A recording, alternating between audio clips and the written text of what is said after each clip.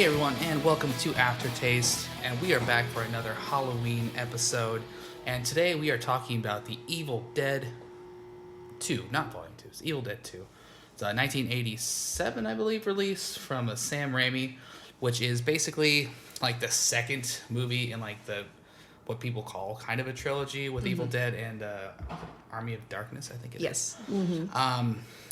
So I watched this movie again for like the second time in my life, the first time in my life actually today. So I'm kind of excited to talk about it. I'm here joined with Chelsea Rodriguez again. How are you doing, Chels? I'm doing good. Doing good. Evil Dead is one of your favorites, right? Yes, I think hands you down. Put this on the list was, and then we have Emma. Emma, how you doing? Doing pretty rad. Pretty good. You're one of those people that drink mint yerba mates. Do you have any defense against that?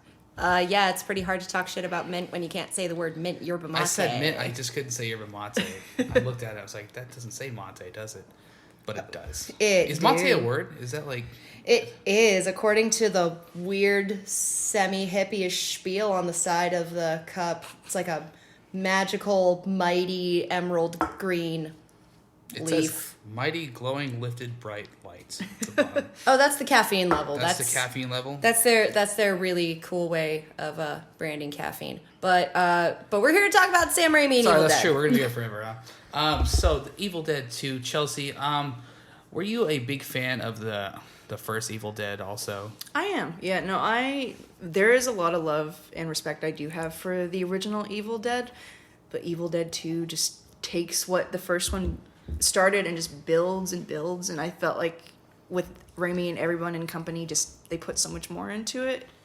Yeah, I did watch the first one a long time ago, and basically the only thing I remembered was like, wow, there's Ash. It's like going back into the same like ish situation again. What's going on? Yeah.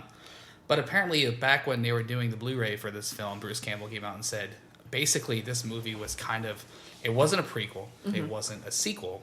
He called it a Re-qual because they couldn't do the rights to do a sequel basically, so they did a reimagining with the same character, with the same. I mean, even what's her name is back, the head chick, right? Was she in the first one? Yes. Forget her name. What's her name, Chelsea? Linda. She met her end pretty quick in this second film there. She got her head chopped off by the shovel and then buried by the same shovel. And yeah, and then she came back and she did like a ballerina, type of spin Yeah, when she with her headless body. She definitely did. Emma, you a big fan of the Evil Dead franchise at all?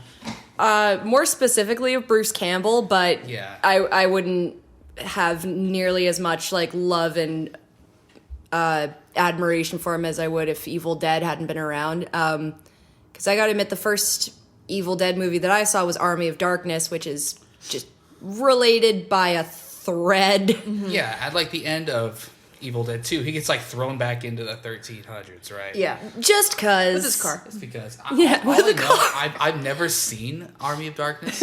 I looked up the premise and it's basically just Ash tries to find his way home from the 1300s. That's pretty much by it. finding the book, basically. Yeah, it's like Where in Time is Carmen Sandiego, but just Bruce Campbell and a boomstick. Yeah. And especially for that one, you can tell they were kind of doing a big love letter to Ray Harryhausen, famous monster prosthetics creator, especially when they made the big skeleton army.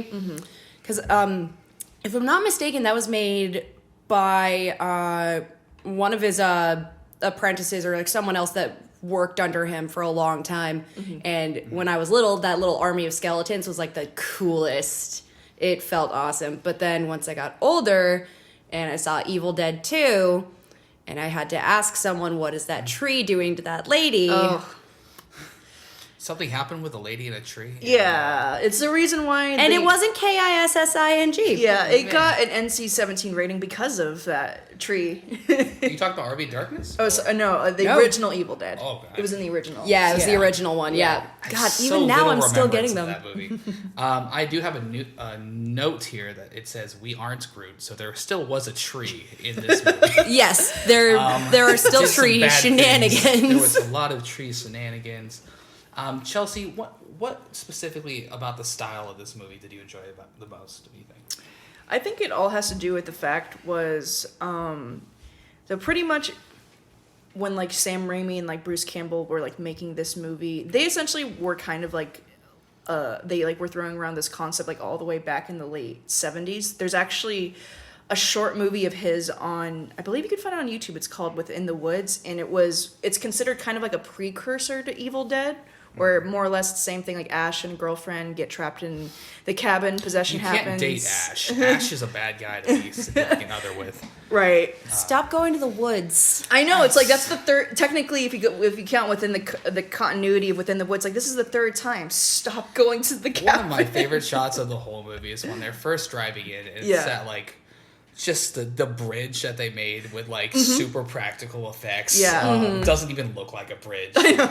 Super cool. And it comes back and it's all like curled up and stuff. Yeah. That was probably its original form in the first place. You know, I love that because Raimi and all of like the crew and everything pretty much were just like on their own, and they had to think of like inventive things to get what they wanted for the movie. And as much as, like I said, I love the first one, I think because with the success and they were able to get more money for like a bigger budget, he just like took like the resources and just amplified it up, and then making it a comedy was like one of the best decisions.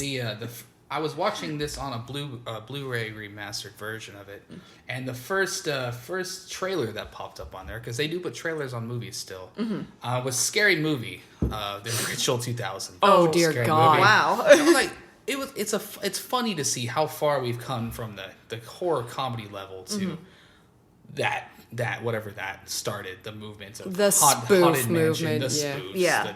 the disaster movies, all those type of movies. But I just thought that was funny that was the first trailer that pops on there. It's so dumb. But yeah, I can't say Sam Raimi. I'm trying to talk too fast. Sam Raimi has done amazing things in the horror genre as well. He has come back to produce on Don't Breathe, Poltergeist, and Crawl. He was a producer on Crawl. Yeah. Monster. Did either one of you see Crawl? I didn't get a chance to see it, but I wanted to. I saw it, but it was a very contained story, very low budget movie about these stupid alligators. But he did a really good job with that as well. So it's cool to see him. He basically created his own type of horror film. Yeah, I think it was Stars. They had the TV series Ash vs. Evil Dead for like 3 seasons, and I very, very popular. Too. loved it. I was so saddened when they decided to cancel that. Yeah, it was a quick ending, kind of out of nowhere too, because it didn't see a drop in success. It happened like not long after like the 3rd season had like premiered. They're like, we're gonna cancel it. It's like, no. Why are you doing this? Yeah, I did hear something about like they're not going to close the door on possibly reopening in some level down the road, but it was like obviously Bruce Campbell's not Ash anymore, so it's hard to say if I even care if they're bringing that one back. Some people might though. So basically, I have a couple. Emma, do you have anything that stands out? No, I'm good. No, you're good. Okay. Yeah, cool. sorry. No, you're good. One thing I did enjoy a lot about this movie was this sense of tracking from shot to shot. The way that the demon thing was shot, where basically it's just a tracking point of view. Yeah. On the bike. Just all over the place. Yeah. Like, it happened. Wait, did they film it on a bike? Really? They did. Yeah. That's amazing. Yeah. That's really cool. Yeah. Yeah. The way they shot it is kind of like it's like shaky cam, and it's like. And then there was also that scene where he was chasing Ash from room to room to room to room, which is, I think, maybe one of the first really strong tracking shots I've ever seen. So Yeah. I did enjoy that. Basically, I don't have much else to say about this movie. Chelsea, do you have any scenes that like stand out that you want to talk about? I guess kind of like to piggyback off like yours, like real quick, like for instance, like the really cool tracking shot. Like I said, because even though like they did have a bigger budget, there was like still like a lot of things they kind of had to do to like get around like certain things. So if, like for instance, all of like the quick like what is supposedly like the point of view of the Deadites, like the really quick shots, that was like done on a bike, and apparently I think it took them several weeks just to do that one take. Oh, really? Yeah. That's crazy. Something that's interesting, and it's I thought it's kind of funny, that's a bit of a mistake, is so I guess the longer exterior shots in the cabin that you see was actually filmed in a gymnasium. And What? It's practical effects. It's crazy. There's actually a couple of scenes when you see like Ash like walking, I believe. I don't think it's from the kitchen. I think it's like from like the hallway. Is if you look right above the corner, you can see a little bit of like the actual gymnasium like wall and be like, yeah, because that's what they had to build the set in and whatnot, and it's just great. So, dude, that's mind-blowing trivia. That's awesome. I love these movies, and just the filmmaking in particular, just like what they had to do, like to essentially make what he wanted to make, is like really astounding. You know, there's one thing about the 80s horror film that I don't miss, and it's the stop edits, or no, the stop scene ending situations where it's like something crazy happening, stop it.